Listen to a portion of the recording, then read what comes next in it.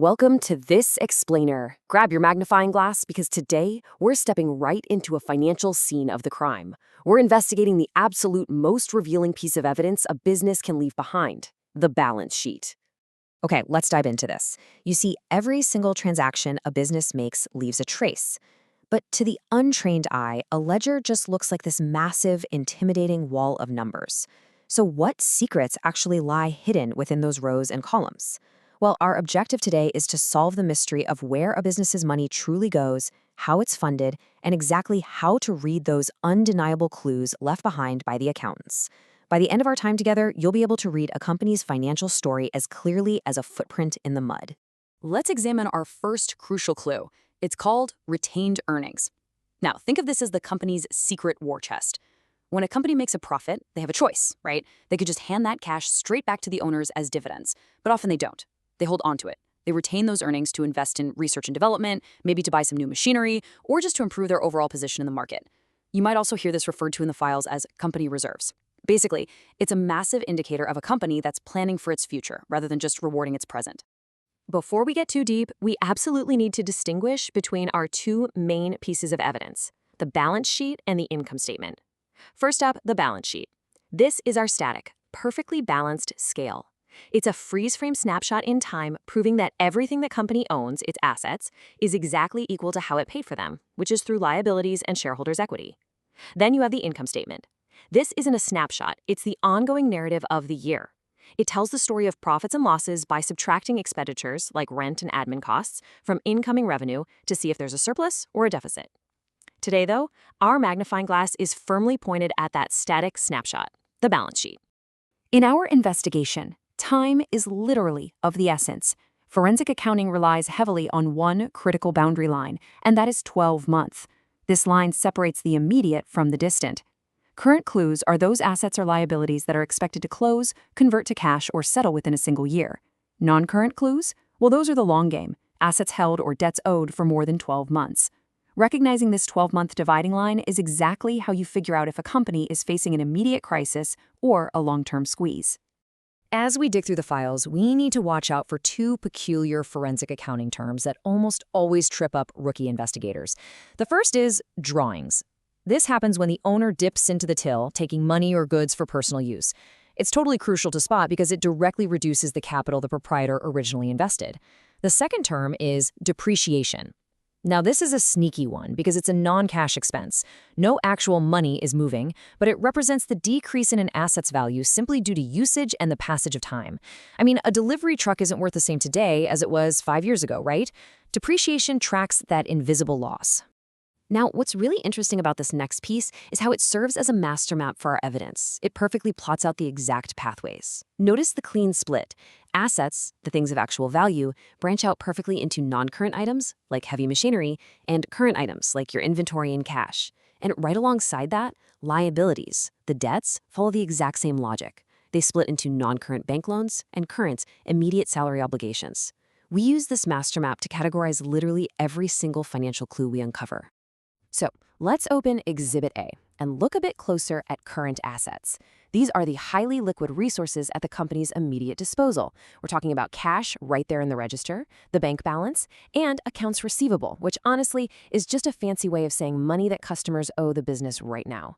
It also includes inventory waiting to be sold and prepaid expenses. Think of prepaid expenses like if the company paid their rent for the whole year in advance. Basically, if a business needs cash tomorrow, these are the clues we look at first. Moving right along to Exhibit B, we examine the non-current assets. Now, these are the heavy hitters for sure. These are the long-term bets the company has placed to secure its future. You'll find physical, fixed assets here like plant machinery, equipment, and real estate, but you'll also find invisible yet incredibly valuable clues.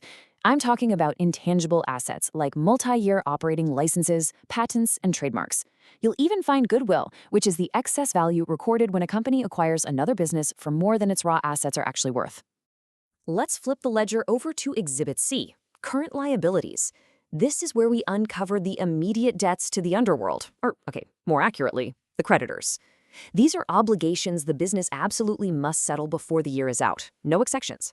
This includes accounts payable, which is money owed to suppliers for goods they've already received. It also includes short-term bank loans, wages they owe to employees, promised dividends, and of course the GST, or tax liability owed to the government. This right here, this is the ticking clock of the balance sheet. Then we have Exhibit D, the non-current liabilities. These reveal the long shadows cast by the company's distant financial obligations. They aren't due tomorrow, but make no mistake, they are looming on the horizon.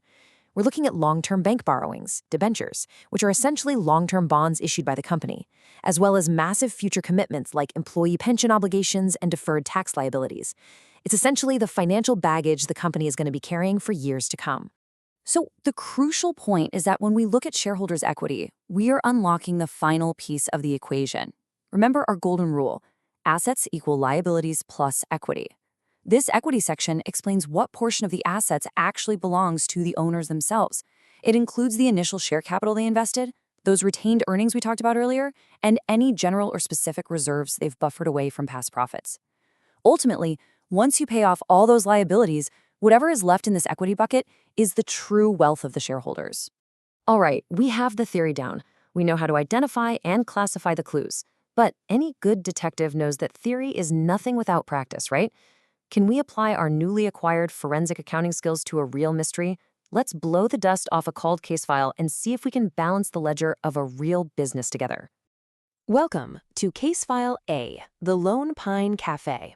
The facts are these. On March 31, 2010, a partnership operating this local cafe was dissolved under unusual circumstances, requiring a forensic balance sheet. The cafe was started by Mr. and Mrs. Henry Antoine, along with a Mrs. Sandra Landers. Tracing back to November 1, 2009, our records show each of the three partners contributed exactly $16,000 in cash. Since Mr. and Mrs. Antoine are two partners, their combined capital is $32,000, and Mrs. Landers is at $16,000. Let's move to the next phase and see how this builds. We're going to follow the money trail. The partners didn't just sit on that combined $48,000 of equity. Oh no, they went to a local bank and took on a liability, borrowing an additional $21,000. Now armed with $69,000 total, they went on a buying spree. They bought out the previous cafe operator, acquiring $53,200 worth of equipment.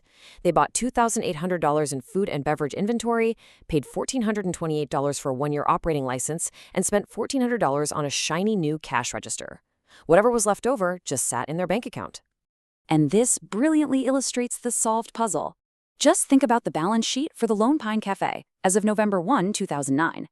We've categorized the non-current assets, that $53,000 equipment, and the current assets, which include the food inventory, the one-year license, the cash register, and the remaining $10,172 in the bank. Total assets? Exactly $69,000. And against that, the $21,000 bank borrowing liability plus the $48,000 in partner equity. It perfectly balances out to exactly $69,000. The mystery's solved, and the scales are balanced. We've successfully investigated the master ledger of the Lone Pine Cafe. You now know how to spot the difference between a current asset and a long-term liability, and exactly how retained earnings fuel a company's future.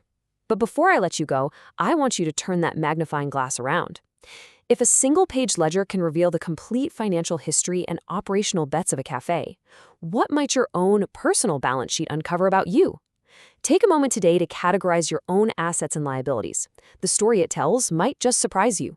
Thanks for joining me on this explainer, and keep investigating.